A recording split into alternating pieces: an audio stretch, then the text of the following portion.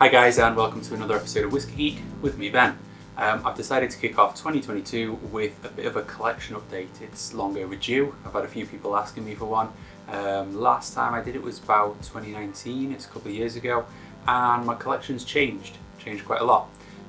People are interested in what I've got stashed away, what I've got hidden behind me in boxes.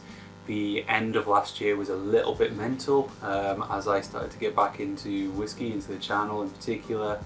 My buying habits flared up, and my birthday and Christmas, I've just got whiskey everywhere at the minute. So I want to run you through what I've got hidden away, and take the opportunity to wet the cork, try and keep the seal healthy. On that point, last time I did one of these, the most recurring comment was, why do I wet the cork and how do I look after my whiskey? Single most important thing to do is keep it out of UV sunlight. That damages the whiskey more than anything else. Second, try and avoid rapid temperature fluctuations. You don't want to go from hot to cold too frequently. It's bad for the whiskey, bad for the evaporation, bad for the seal. Don't let your cork get too wet. Don't rest your bottles on their side. But do try and wet them fairly frequently. I used to say monthly. I've now relaxed to maybe every 2 to 3 months, and that seems to work fine. So I'm going to run you through my collection. I'm going to start with non-Scotch. I am heavily Scotch biased. I'm going to start with non-Scotch, then I am going to go through blends, Lowlands, Highlands, work my way through the regions, and I won't miss Campbelltown this time because I did last time. So let's get stuck in. So this is all I've got in the way of non-Scotch. It's a massive underrepresentation of what the rest of the world has to offer, but like I said, I am massively Scotch biased. So a bit daft given I live in England, this is the only English whiskey I have. There's a few distilleries popping up in England and they all seem to be having fairly positive reviews. Cotswolds is one that I've heard a lot of good things about. Picked this bottle up for about 30 quid, looking forward to trying it, but as yet, I haven't. Penderyn, Welsh whiskey. I actually had my stag do at the Penderyn distillery, and since I've been given 6 or 7 bottles as gifts. This is the only one that I've actually bought myself, and it is my favourite of the lot. I can't speak all that fondly of it. It's the best Penderyn, but Penderyn isn't really a style of whiskey that I enjoy.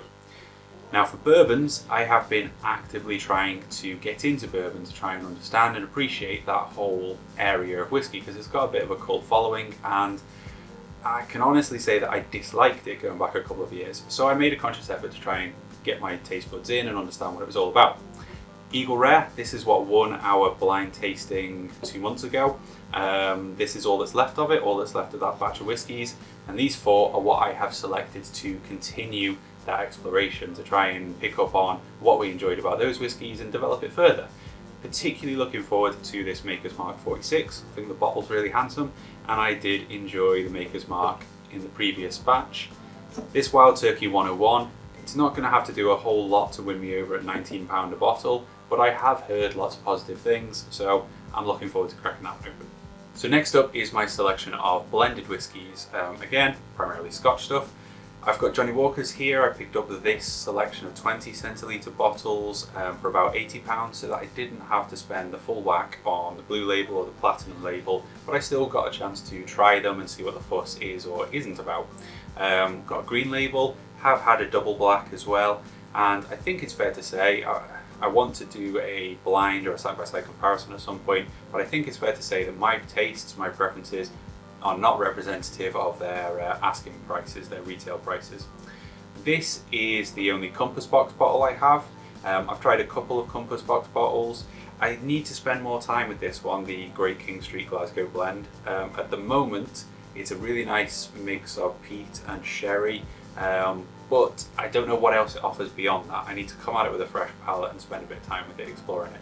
I know Compass Box make fantastic whiskies, but I haven't yet properly engaged with one, particularly at some of the asking prices that those reputable bottles go for. The rest of my blends are all Douglas Lang offerings. They do a great selection of these regional malts where they make blends under particular names based on specific regions. So you've got Rock Island, as it's now called. This was the last of the Cask strength, I think. The Rock Oyster. They are for island distilleries.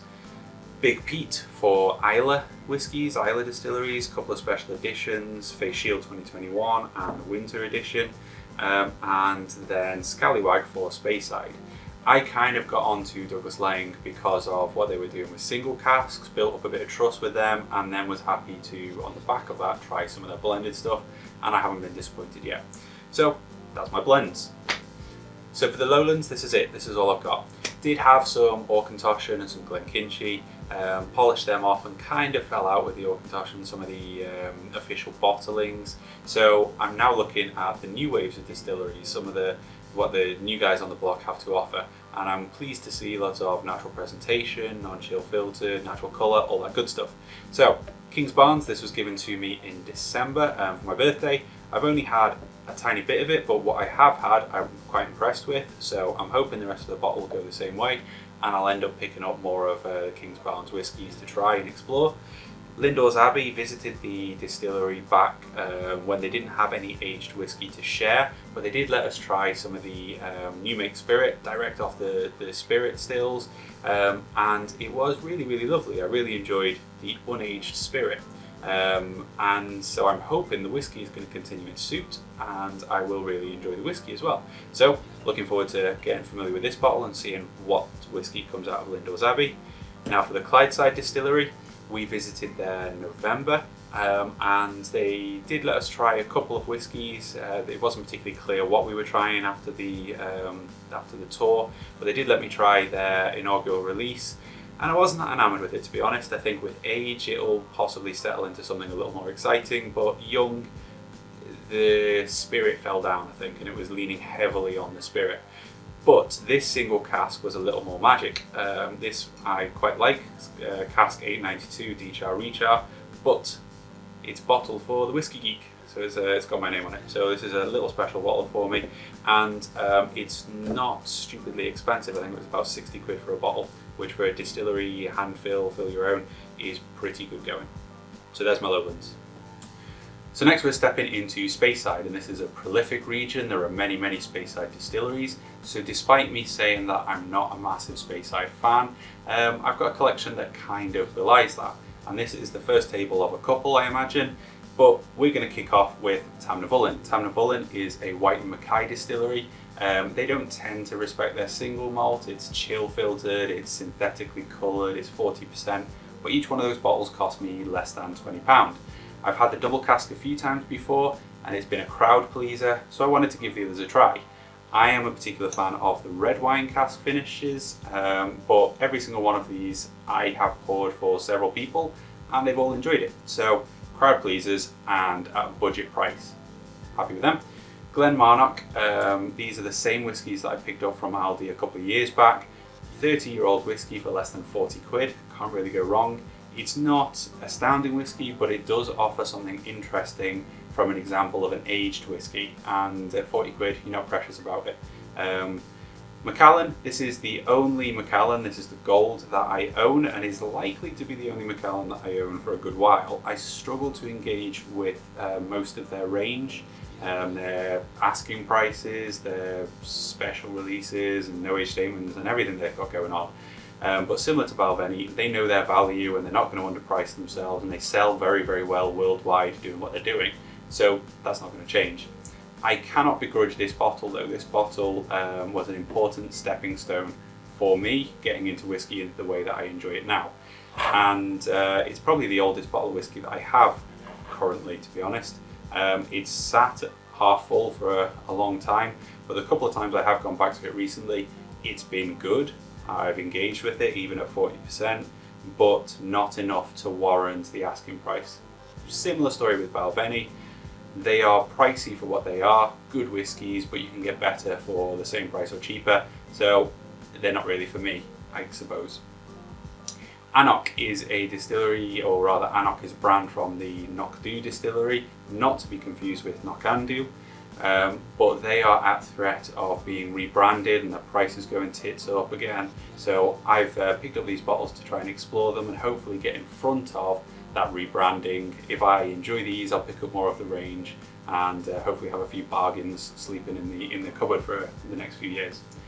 Knockandhu, I picked up the 12-year-old. I've had this bottle for a good while as well. I really settled with and enjoyed that one. So on the back of it, I've bought the 15 and the 18-year-old. All of those have sat on my shelves for a long while.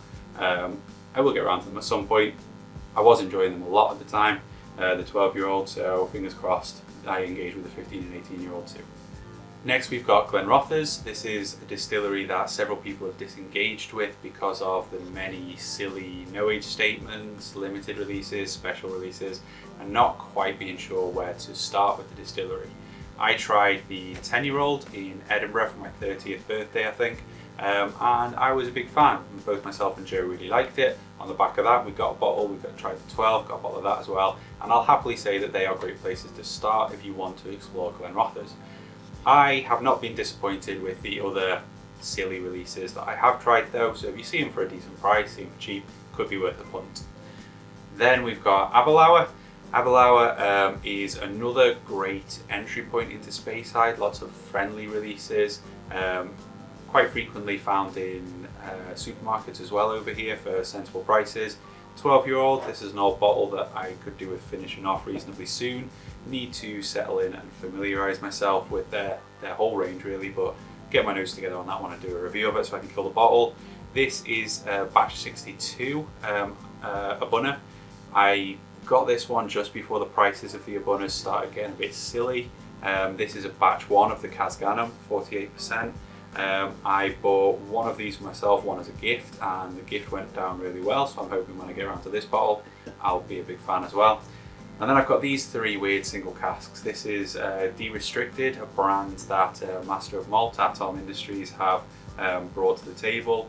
This is a 14-year-old Glen Alecky, a 10-year-old Glen Burgie, and a 10-year-old Craig Alecky. They're all interesting, but of the three, I think the Craig Alecky is probably the most interesting. So now things are getting a little more interesting, a little more exciting. Still in the Speyside region, we're looking at Tamdhu. Tamdhu is a distillery that clicked with me relatively early on again. I've nursed this bottle of the batch strength. This is batch 2. It was one of the first high ABV whiskies that I really began to enjoy. Tamdhu lightly peat their malt and they age in sherry, ex-sherry casks. It creates this wonderfully rich and creamy, buttery spirit, which I really enjoy. Lots of fruity flavours as well. So I picked up another one of the batch strength, saw this for a good price, so grabbed it. This is the 12-year-old, which I think is still currently available, whereas this is the one that is no longer available. 40%, that was an M&S exclusive, I think. Then we're looking at Glen Alecky. A month ago, I don't think I had any Glen Alecky, but I had it on my wish list for coming up to my birthday and to Christmas, and this happened, which I'm excited about, to be honest.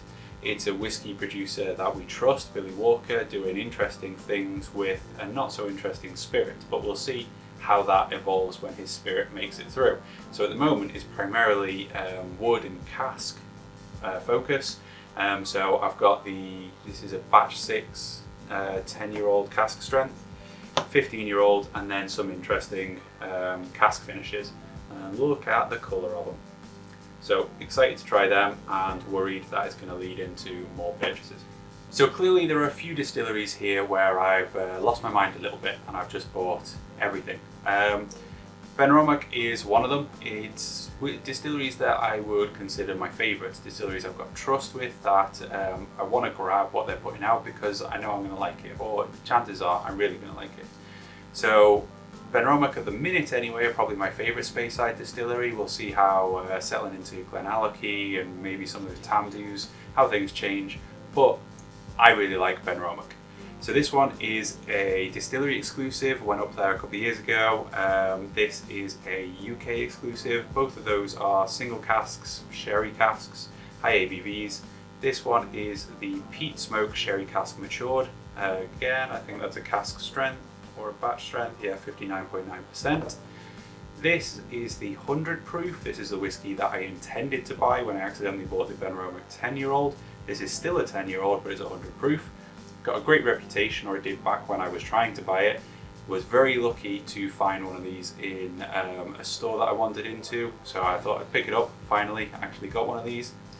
Then we're on to the new branding, 15-year-old, contrast organic, this is 46%, contrast peat smoke, 46%, contrast peat smoke sherry cask matured, 46%, and then this one is batch 4 cask strength vintage 2009, and that's at 57.2%. So big fan of Ben Romack, and there's a few more distilleries like that where it just covers the whole table. Now I'm using Darwini as a bit of a segue because although they are a Speyside distillery, they label themselves a Highland, and that's the only way it works. If you're a Speyside distillery, you can call yourself a Highland, but if you're a Highland distillery, you can't claim to be a Speyside. So this is a true Diageo style distillery exclusive, 48% and one of 6,000 bottles. So not really all that exclusive, but when I tried it, it was uncharacteristic for a Darwini. It was quite spicy, a little bit more aggressive, and I quite enjoyed it. It was expensive for what it is. Not got around to opening it yet. Hopefully I still enjoy it when I do get around to open it. And this Darwini 15-year-old was a recent addition, a gift from my boss. Darwini is a distillery, again, that I've got a bit of a connection with because it was the first Scotch distillery that I visited and did one of the expanded tours. We walked around the Dunwich warehouse, I got a couple of cask samples, and that really started snowballing and setting me down a track of really getting stuck into Scotch. It's one we drive past every time we go to Inverness to visit Joe's family, so it's a very accessible distillery that I have been to a whole bunch of times since. So now onto the Highlands with Fettercairn. Now this single cask from Master of Malt, it's the old style of Master of Malt single casks, and I picked it up because I wanted to explore what Fettercairn were up to, what they could produce. I didn't initially get on particularly well with this bottle, but as it's settled, I've begun to enjoy it more. I quite like picking up single casks, particularly ex-bourbon casks, to try and get a feel for what a distillery can do before I explore the core range. I'm not sure when or why I picked up this 12-year-old. It's synthetically coloured, it's chill filtered, it's 40%. Not sure where it came from, but I've got it. And then there's this Warehouse 2, I think this is the second batch, but this is the kind of whiskey that we should get excited about them putting out. This is non-chill filtered, 48.5%, so this is a better representation of what the distillery can do, and I think we should snap this up and really support an expression like this, because if this becomes a trend for that body of distilleries, we could be tapping into some really exciting whiskey that is actually worth engaging with. Then we're into Edredour, the Caledonia, an expression which I bought on the back of Luna Aaron's recommendation. Sorry Luna, I have not yet got around to opening that one, giving it a try, but I have picked up the Edredour 10-year-old and the Balakin 10-year-old as well. This is the peated version of the Edredour entry-level core range. Ben Nevis 10-year-old, this is the new packaging, no carton, just the bottle. Ben Nevis, again, flying under the radar a little bit but held in high regard, so I need to get around to trying that one and see if there's more Ben Nevis I want to explore. Glen Turret kind of go in the opposite direction, fancy packaging at expense probably, but they're held in high regard, people are enjoying what they're putting out, so I wanted to give them a try. This one is the Triple Wood, not the 12-year-old, because the 12-year-old was a little harder to come by when I picked this up, but wanted to try what they were doing. Triple Wood seemed an okay entry point. Nick Nean, again, interesting packaging. I quite like screen printed on bottles, it works well. This is another new distillery on the block, and I think their inaugural release. They're one of the fresh whiskies. Glencadam, a distillery which I have tried a few times. I've tried both these bottles and thoroughly enjoyed. This is similar to Anarcha Distillery. I want to try these expressions and see before the pricing starts to inflate, fingers crossed it doesn't, or they get rebranded or anything like that. See if there's more of their core range I want to add into my collection and get behind the shelves. So still in the Highlands, I'm now on Deanston. Visited the distillery, it's got to be one of the best visitor experiences. Did a couple of tours with them, but the whole time we were there, they looked after Joe and Alfie really well. Alfie was super young at the time. Very friendly staff in the visitors centre, in the cafe, doing the tours. It was great. After the tours, I was allowed to try a bunch of whiskey in their visitors centre, and this hit the sweet spot for me of sensible price but fantastic whiskey.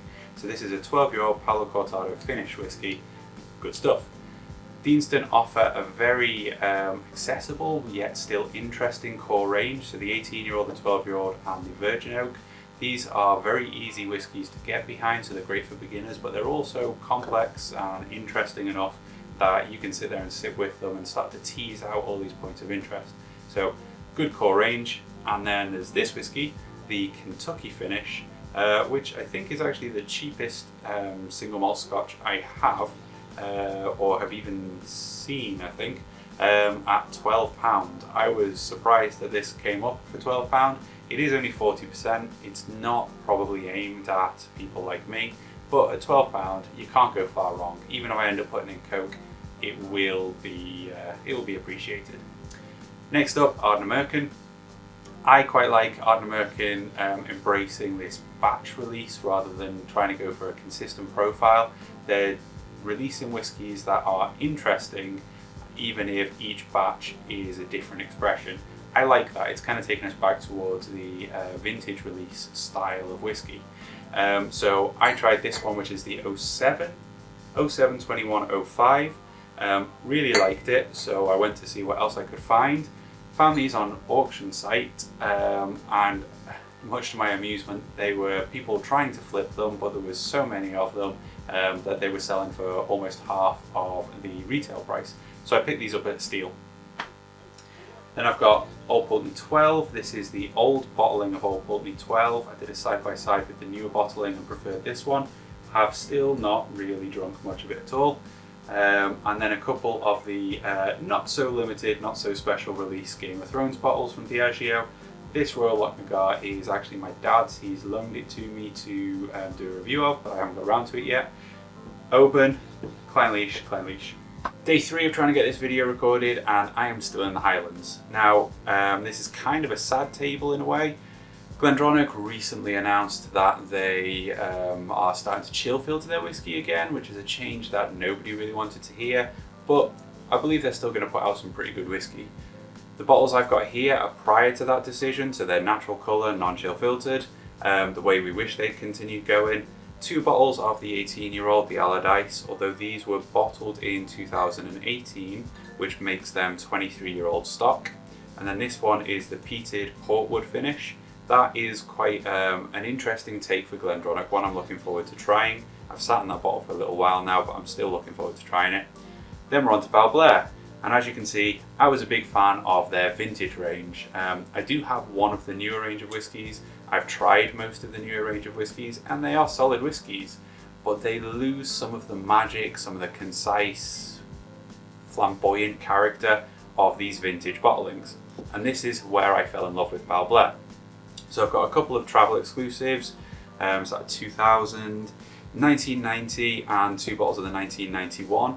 These whiskies are whiskies that I really fell in love with in a big way. These kind of shaped sherry bombs for me. This one in particular, fantastic. And a couple of independent bottlings. This is a product, Malts of Scotland, a sherry hogshead, 57%. I believe that is a German company actually, but they go around like all independent bottlers, picking interesting casks and putting them out under their own label.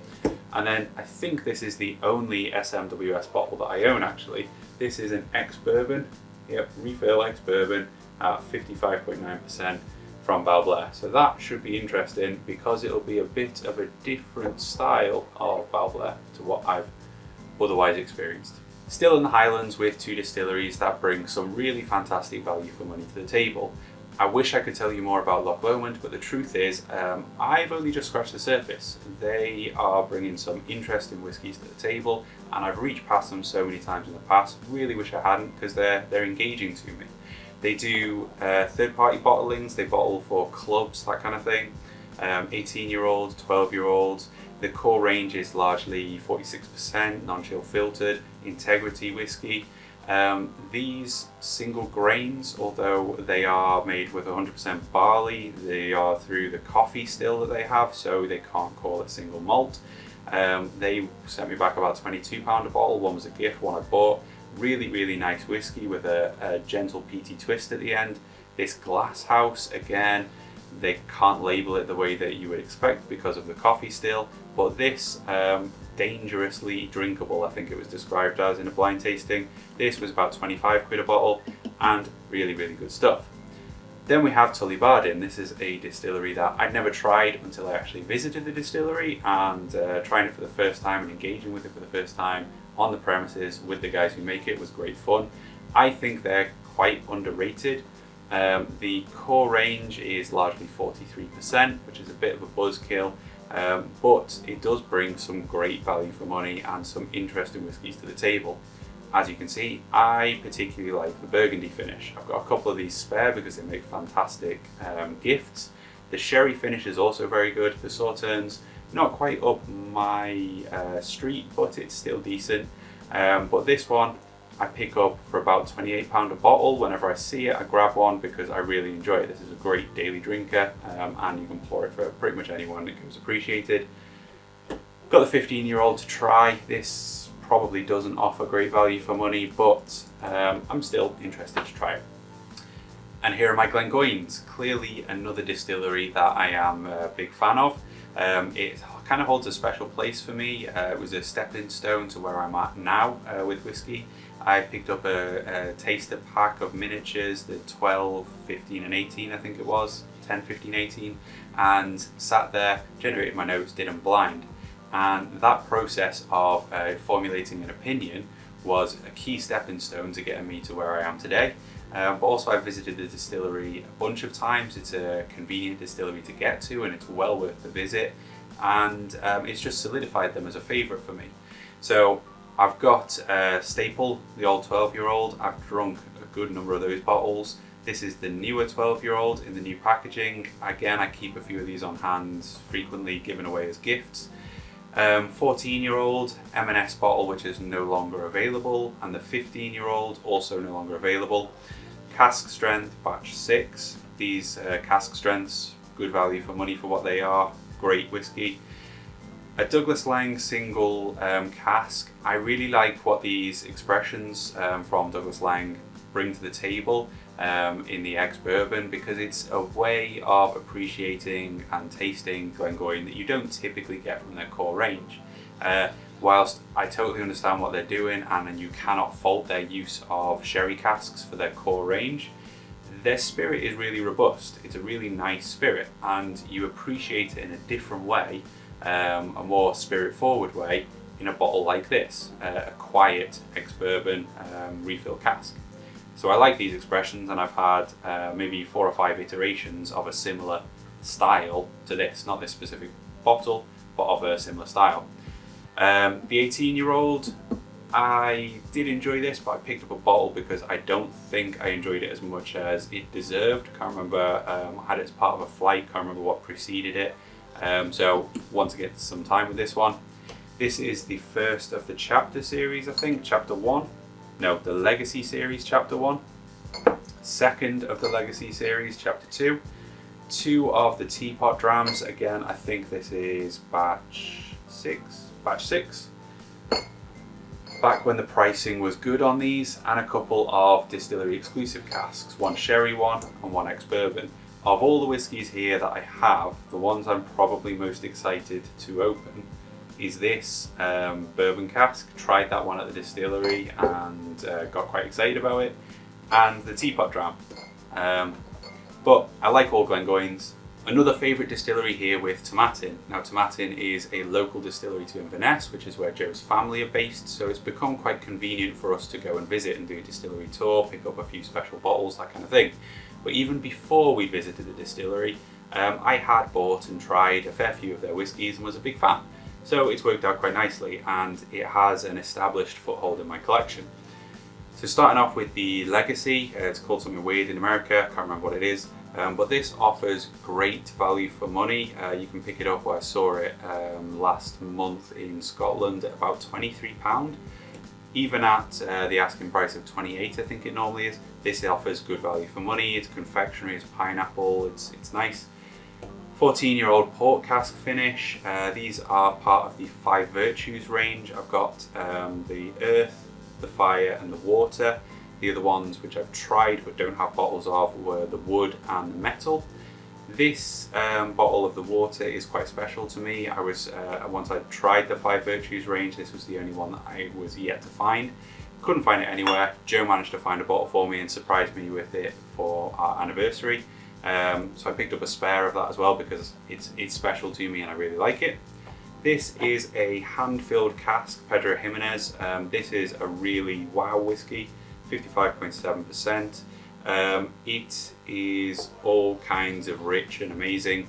This has become our celebration whiskey at the minute. Every time there's an event, something we're celebrating, I'll whip this one out and we share it, and it marks the occasion quite nicely. In addition to that, I've got a couple of other hand fills. This one is an Oloroso single cask. I've also got a Virgin Oak single cask. This one I got because Joe said at the distillery she was really enjoying it. When we got home and finished off the samples, she'd kind of gone off it a little bit. But fortunately, I still really like it. This one is a 15-year-old finished in Moscatel wine casks, I think. I've tried a couple of whiskies from Moscatel wine casks and they're always got this really nice, full, creamy body. So I'm looking forward to seeing what happens to a Tomatin in Moscatel. This, I think, is the basic Cabocan, the entry point to the new Cabocan range. They do a couple of special releases as well, but that one's just a simple one. This is a Sherry Hogshead single cask, 56.7 from Malts of Scotland. And then, recent addition, the French collection. They're all 12-year-old whiskies. Sauternes edition, Rivesaltes edition, Cognac edition, and the Montbazillac edition. Looking forward to trying them. Again, it's a point of interest to compare and contrast and pick a favourite, that kind of thing. Two more. This one marked the end of the Highland Whisky Festival 2019. Really liked this one, so looking forward to popping that one open at some point. And finally, a charity bottling for Maggie's Highland charity. This, I was surprised to notice, is actually bottle 34 of 60. I didn't realise that it had such a small outrun, but that hopefully is a little bit special as well. So there we go, Tomatins. Next up, we're headed to the islands, which, although technically is part of the Highlands, it's a convenient segue, so I'm going to use it. We're going to Orkney first with Highland Park and Scapa. So for Highland Park, I've got the 12-year-old and the 10-year-old that seems to be replacing it. We've got the Cask Strength release number 2, the Valknut, which is part of the Viking Legends series, one of their special series that we all love. 16-year-old Wings of the Eagle. This was supposed to be a travel exclusive, but as soon as it was released to Travel Market, I found it at an online retailer and picked it up, so it's not all that exclusive. 18-year-old, I did a side-by-side of this old bottling of the 18-year-old with the new bottling and found the old bottling to be a marked improvement, for my palate anyway, so I grabbed a bottle of this before it disappeared. Then Scapa is a distillery that I've never actually tried before. I found these at what I thought was a reasonable price, was excited to give them a go, and very quickly forgot they were on the shelves, so I'm still yet to try Scapa. That's the Glancer and the Skiren. Then Talisker, a distillery that I have kind of struggled to get on with. I've drank quite a bit of Talisker at different occasions. It's behind bars here quite a lot. And never really settled with it. I found it to be dry, ashy, a bit coarse. But this Game of Thrones bottle is probably the Talisker I've drunk most of, and it's, I think, opened the distillery up to me a little bit. I was sipping some whilst we were up in Inverness with my father-in-law, and I actually started to quite enjoy it. I found levels to it which I hadn't before, so that may have been a gateway to me. I've also got Distillers Edition. This one is double matured in Amoroso cask wood. So I was hoping that that could have been my gateway, with the layers of sweeter and sherry filling in the dryness, the ashiness. But now hopefully it'll just be a whiskey I enjoy. And finally, a Jura. Jura tends to get a bit of stick for their rather cynical use of woods and finishes to try and hide shortcomings in the spirit. Sometimes it works, sometimes it really doesn't, and sometimes they ask far too much money for it. This particular bottle was a birthday gift from Alfie, a little 2-year-old waddling along in the supermarket, cradling a bottle of whiskey. It was very cute, and it cost about 25 quid. It works. For 25 quid, it works pretty well. I'm actually quite enjoying this bottle. Now we've got a few more island distilleries here. Over on the Isle of Mull, we've got Tobermory and Lechig, or Lechig. Tobermory is a distillery I've been on to for a while. I really like it's another distillery that makes a integrity spirit. They don't chill filter, they don't colour, it's 46.3% minimum. This is a range that I have touched on a few times and I've always been impressed by. But weirdly, although I've got all these whiskies, some of them fairly recent additions, I am yet to crack them open. It's that saving the best till last mentality biting me in the butt again. This was a gift from Joe for my Christmas gift, I think. The 12-year-old finished in port pipes, the normal 12-year-old from Tobermory, Lechig 10, Lechig Riocus, it's the Sinclair series, I think, and Lechig 18-year-old. That is such a fantastic colour. I'm looking forward to trying that one. Isle of Rassi, another new distillery. I noticed this one again on auction going for stupid money because people were trying to turn a quick buck and I took advantage of them. I think I picked that up for 25 quid. I've heard really mixed reviews on Rassi, so it'll be interesting to see whether the scathing reviews are right or the impressed reviews are right. I'm looking forward to trying it myself. Everyone knows about this whiskey, Arden 10. This is the new bottling. Really, again, good value for money, really nice integrity spirit. This is a high point for me from the old range that they had out, the 14-year-old. Beautifully elegant, wonderful, summery, refreshing whiskey. And a couple of their cask finish series here, a sherry and a Coturati cask finish. Sorry if I screwed that name up. Now moving over to Isla, if it was a toss-up for me between Highlands and Isla, I wouldn't be able to tell you which one was my favourite region. They're both, it's very close for me. Fantastically varied whiskies within each region. And Bunnahabhain, obviously, is another distillery that I really like. They were solidified as a favourite distillery for me when we visited, and we spent some time on the dock observing the views, the weather, the Paps of Jura. It was just a really great visit. So that helped to solidify that, and the people that we met there helped to solidify Bunnahabhain as an area of fondness for me. So I've got Sturida. This is another fantastic value for money whiskey. I can regularly pick this one up for about 25 quid. It's bold, it's brash, it's young, it's sherried. Really enjoy this whiskey. The 12-year-old is more of an elegant, refined, complex take on that. There's a 12-year-old cask strength, which, as a point of note, is inspired by the Warehouse 9 tasting rather than being a cask strength version of their 12-year-old. Then we've got the Erin Grenier, which is a red wine finished, the Ancladac, which reads as if it's going to be another similar to the 12-year-old style of whiskey. This one is the Crug Mona, and this one is the Moynier. Those two are peated versions of Bunnahabhain. This one is also peated. This is a hand fill from the distillery, Moynier Pedro Jimenez finished cask. And this one is unpeated Manzanilla. So, big fan of Bunnahabhain, got a nice range of whiskies there, still some unopened to try, but I keep coming back to the 12-year-old and the Sturida in particular. Kilchoman, this is a distillery that I really want to try more of. This is the port cask matured, my favourite whiskey that we tried at the distillery. I really like what they're putting out, and I keep coming up against this same issue where I don't have enough liver to try all the whiskies that I want to try. I would drink myself into some serious problems if I tried all the whiskies I have, never mind all the whiskies beyond that I want to buy, that I want to try. So I will get around to Kilchoman, I will have more of a focus on Kilchoman at some point, but it's got to wait for a bit. Ardbeg, I am a fan of Ardbeg, I really like Ardbeg whiskies, but not as much as some people. Some people, the cultists out there, have really gone and jumped on board the Ardbeg train. Got the Wee Beastie, the 10-year-old, and the Uigeadail. Don't have the Corey Vrecken, although the Corey Vrecken is probably my favourite of their core range. I'll rectify that at some point, but probably when I kill off the Uigeadail possibly. Now we're looking at Diageo's offerings for Isla whiskies, and starting with Kalila. Again, visited the distillery, fantastic warehouse demo, lovely people, picked up a couple of bottles to commemorate that. Unpeated, interesting 18-year-old, a new way of trying Kalila. It was a very Space ID accessible style of whiskey. This one is a Richa red wine cask finish, Californian red wine cask finish, 12-year-old, 18-year-old, and the Distillers Edition being finished in Moscatel casks. This Port Ascaig, being the place where Caol Ila is located, is all but confirmed that it is actually a Caol Ila whiskey.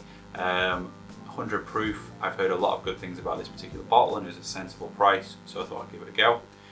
Those of you who are keen-eyed will have noticed that this is a Clynelish, not an Isla whiskey, but I only found it when I was digging out some of the Lagavulins. I took them away in the same corner for some reason. This is another distillery exclusive, but it's Diageo exclusive, so it's a couple of thousand bottles in this outrun, so not all that rare. Now, Lagavulin. Lagavulin is a special distillery to me. It was my entry into Isla, really, the 16-year-old and the Distillers Edition. They were the first whiskies that I really sat with and thoroughly, properly enjoyed and explored, which opened and snowballed into my love of Isla now. So we all know the 16. Unfortunately, the price seems to be climbing.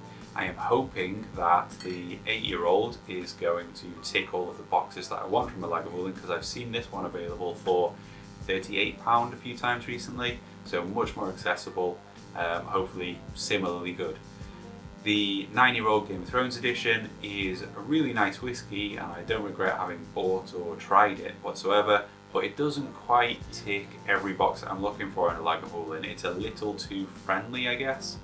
Distillers Edition, this particular batch used to be my celebration whiskey, so I have a spare of that particular batch because it's doubly special to me. And then I've got a couple of interesting distillery exclusives. This one is 2017 distillery exclusive. This one is a 2017 bottle for the Isla Jazz Festival. Opened this one at the request of ex-patron Dwayne Large. Hope you're doing well, Dwayne. I hope you get that long overdue visit to the UK this year.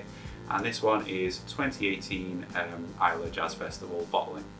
Then we're finishing Isla off strong with some Laphroaig and Bruichladdich. First off, for Laphroaigs, I've got the Law and a spare Law. The Law is one that some people don't get behind because it's a no-age statement, but for me it doesn't really put me off. I think the reasons that they have done a no-age statement have been made fairly public, and the whiskey doesn't suffer for it. I bought both of these at about 50 quid, probably wouldn't spend any more than that, but at 50 quid it's a solid offering. Then I've got the cask strength 10-year-old, that is batch 10 I think. The sherry oak finish at 48% and the quarter cask at 48%. The quarter cask is a staple for me from Laphroaig. I go through a bottle or two of this per year, and at around £28 a bottle, again, very good value for money. One of my favourite Laphroaig expressions. Then this little fella up here is a hand-filled cask fill from the distillery. I think that was an Oloroso cask. Again, interesting and a little bit weird even for a Laphroaig, but a nice memento to have brought away with me. Then we're looking at Bruichladdich, and as you can see, my preference is heavily leaning on the peated side of Bruichladdich, particularly with these wine cask finishes. I've got the CCO1 cognac, the MRCO1, the MCO1, a spare, the OLCO1 and the PACO1. These are right up my alley. It's a very strong peat. It's verging on an aggressive spirit, an upstanding, strong, bold spirit, and then this incredibly rich wine cask or influence from the wood and the finishing, and it's just so bold, so rich that I love them. I've also got the 10-year-old. The 10-year-old in itself is a strong, upstanding whiskey. And this Laddie Valinch. This is a memento from the distillery visit. There was a lot of impressive whiskies at the distillery visit, but even this stood out amongst them. This is the 41 Sharon Foley's Valinch, and it was really, really nice. In front of them, I've got the Micro Province Series 8. Probably should just finish them off now, I don't know what I'm waiting for, but they are interesting whiskies. So they're whiskies that I want to sit down and kind of focus on and compare and contrast again. There's enough whiskey there to get on with it though, I think. Now, saving best till last, we are over in Campbelltown, and going first with Glen Scotia, we've got the Campbeltown Malts Festival 2019 bottling, a rum cask finished. The Campbeltown Malts Festival 2021 bottling, which is a Bordeaux red wine cask finish. A seasonal release, 12-year-old, again at high ABV, I think that's about 55%. The Victoriana cask strength, 18-year-old, and the double cask. All Glen Scotias I've tried have been great, and I know there are some gems in here, so looking forward to getting around to actually appreciating them as well. Springbank, 10-year-old. This is a Cadenhead's tasting room little bottle that was a gift to me from Whiskey Mystery, Phil and Deeper. Thanks guys, I have almost finished that. It's been with me for a good while now. 12-year-old cask strength, 15-year-old, and now we've got some Longrows. Longrow peated, Longrow red. This one is the Pinot Noir, this one is the Chilean Cabernet Sauvignon, and this one is a sherry cask. Then to finish us off, I've got batch number 4 heavily peated Kilkerran. I've got 12-year-old Kilkerran. I've got 16-year-old Kilkerran. And I've got the wonderfully dirty looking 8-year-old cask strength. Such a rich, oily, grimy consistency to that one. So I do have Campbeltowns, and I do like Campbeltown. So there we are, there's my collection going into 2022. Kudos to you if you've made it all the way to the end of this video. It has been way longer than I anticipated.